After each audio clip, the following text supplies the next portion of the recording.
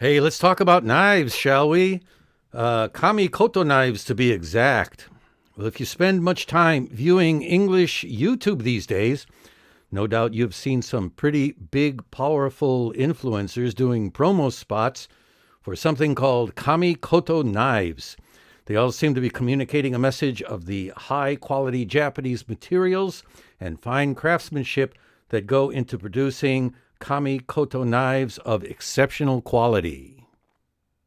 The About Kamikoto page on the Kamikoto website lays it on pretty thick about the centuries-old Japanese ironworking, swordsmithing, and metal casting craftsmanship, before ultimately revealing, almost as an afterthought, that their cutlery is actually made in China. Because of this and other suspicious claims and practices by Kamikoto, some critics have even taken to calling Kamikoto knives an outright scam. Now, I don't know anything about knives or metallurgy or metalworking or anything like that, so I don't want to take either side in that debate, but I will be including links to some of the Kamikoto critics below, and you can go and take a look at what they have to say and make up your own mind about whether or not Kamikoto is operating a scam. But I did decide that one thing I could do is to determine if Kamikoto is, in fact, a Japanese company, and whether or not they have a presence in Japan.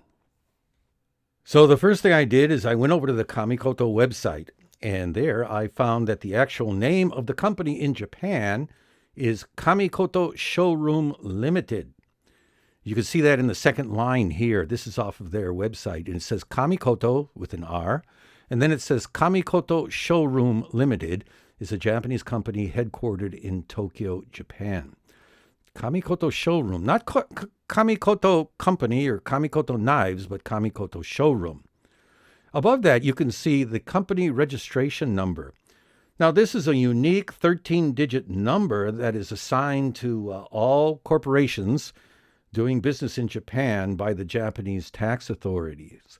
It's like a social security number for companies. So that way you can always find out information about a company by searching for its company registration number. And that's what I did. Luckily, the Japanese tax office has a site where you can input anybody's registration number, any company's registration number, and look up certain details about that company. So this is the search result on the company registration number lookup page of the Japanese tax office. And this shows Kamikoto Showroom's history. And you've got their corporate registration number on the top, and the next bold line shows the name of the company, and that says Kamikoto Showroom Kabushiki Gaisha. Kabushiki Gaisha means like a corporation or company limited. And then the middle bold line says Kamikoto Showroom, which is the pronunciation of the kanji above it. This is often done in Japan because there are different ways to read kanji, so you have to give the pronunciation. And below that is the address, the official address of the company. And it says it's located in Tokyo, in Minato-ku, in an area called Akasaka, and 2145 is the address number, and it's located in a place called the Daiwa Akasaka building, and it says that the company is up on the 7th floor. Now, as you can see here, that the address off the tax office's site matches what is provided on the Contact Us page of the Kamikoto.com website. That's the same address, and it's in the Daiwa Akasaka building, 7th floor. So then the next stop is Google Maps, and we plug in the address that we got from the two sources to get an idea of what the Daiwa Akasaka building looks like from the outside. Now, this is pretty good practice if you're trying to find a place in Japan, because Japanese streets are not too orderly, and they're sometimes take you hither, tither, and yon as you're looking for something. So if you can go over to Google and get an idea of what you're looking for, it helps you find it when you actually there on the ground. And then after I get an image of the building, the only thing left to do was to pay Kamikoto Showroom Limited a visit. So one evening after work, I jumped on the subway and took a ride out to Akasaka Mitsuke Station.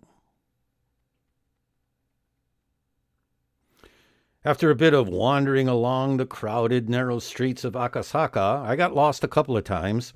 I finally arrived in front of the Daiwa Akasaka building.